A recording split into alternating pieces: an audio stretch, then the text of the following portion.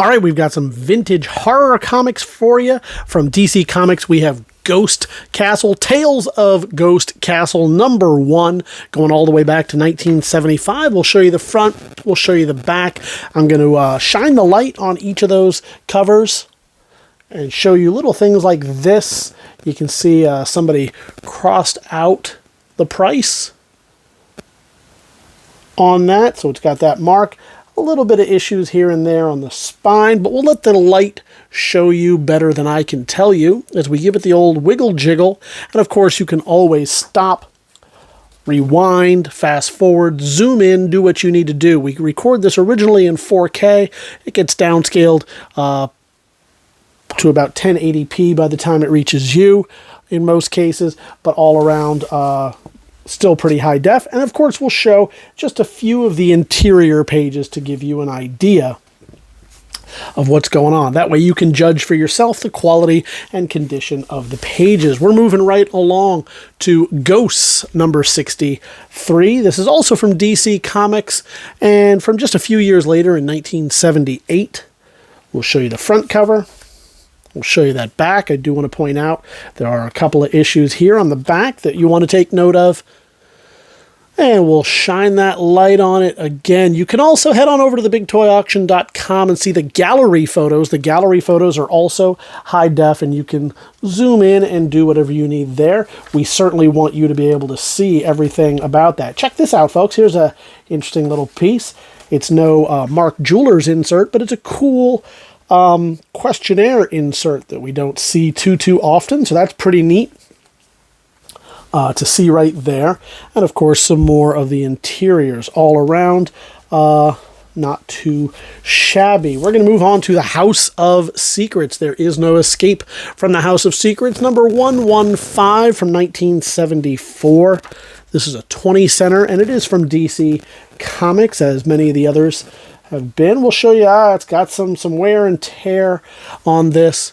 More wear than tear. I don't see any tears yet, but certainly let's look at, oh yeah, you can see lots of stuff going on in that cover. A little bit better in the back cover, but still some issues. We'll certainly shine that light everywhere so you can see it. Nothing can hide from the light, so that's why we do it.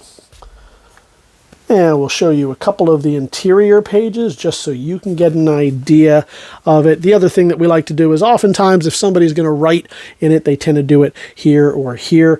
So we look for that real quick. If there's damage, it's often to those pages as well. So that's #115, The House of Secrets. We're moving on to number 17 of the Secrets of Sinister House. Different than the House of Secrets. Some issues all along here, as you can see. A couple of pieces, not quite, well, yeah, here's some that's missing. Here's some that's bunched up. It's there, but it's torn, a little tear to it. So we want you to see that, and that's why I open it like that, so you can certainly see it. We'll flip it over on the back, and you can see that as well. Now I'll give you a little bit more in-depth as we shine that light. If for some reason you need to know a little, oh, I didn't even see that, yeah. Let's definitely check that out. There is a tear in the cover. It appears to be present.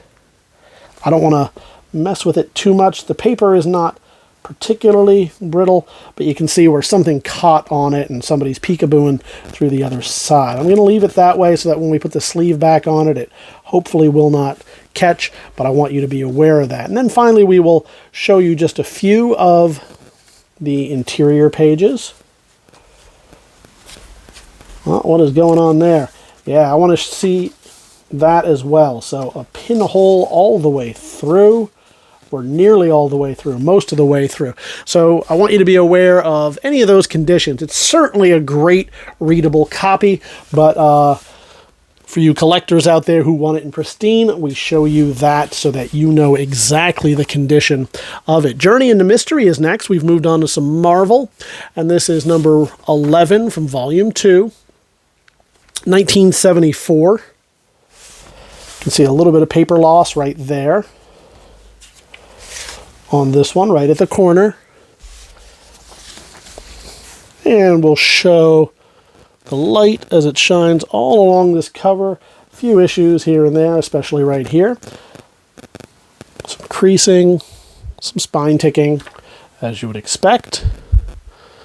Move along like that, and then we will just zoom right through here and show the quality and condition of the pages. I do want to point out a little ink bleed right here where you're getting some pink in there. From what I don't know, perhaps from here, hard to tell, but I want to make you aware of it nonetheless. Mystery in Space, a 10-center. This is number 46.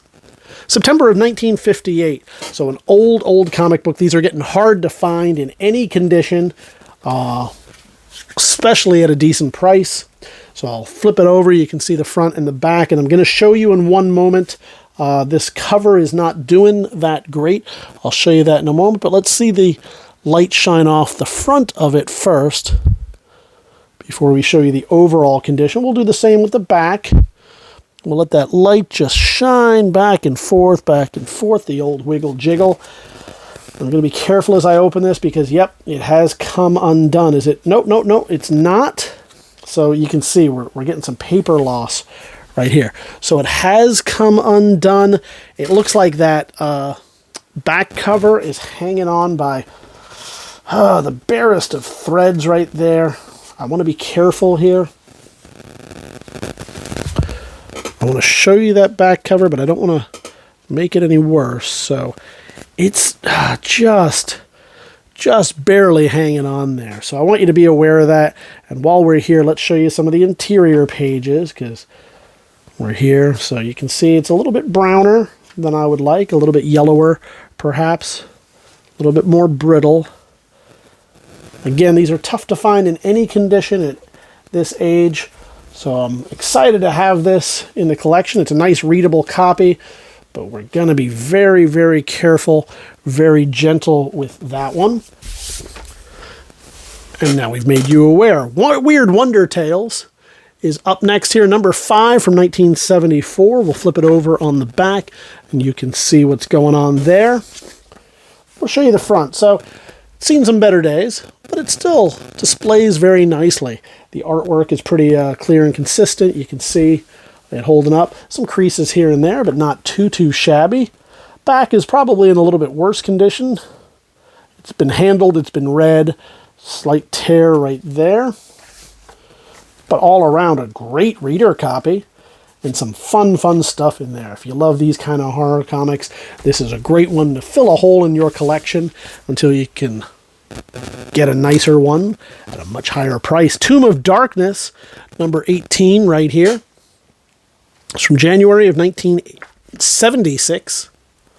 We'll flip it over. You can see the Zeitgeist. You got the Evel Knievel right there.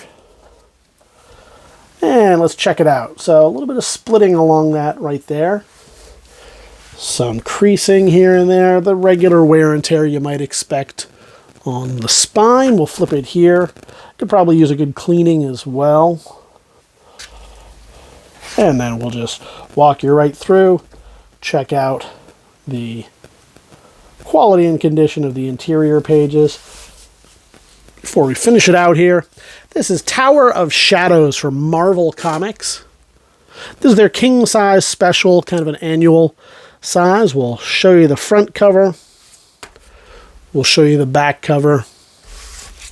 And then we'll let that light do its job. It's in pretty good condition considering it is from 1971, a little over 50 years old, and it is number 1 of the special. There were other Tower of Shadows, of course.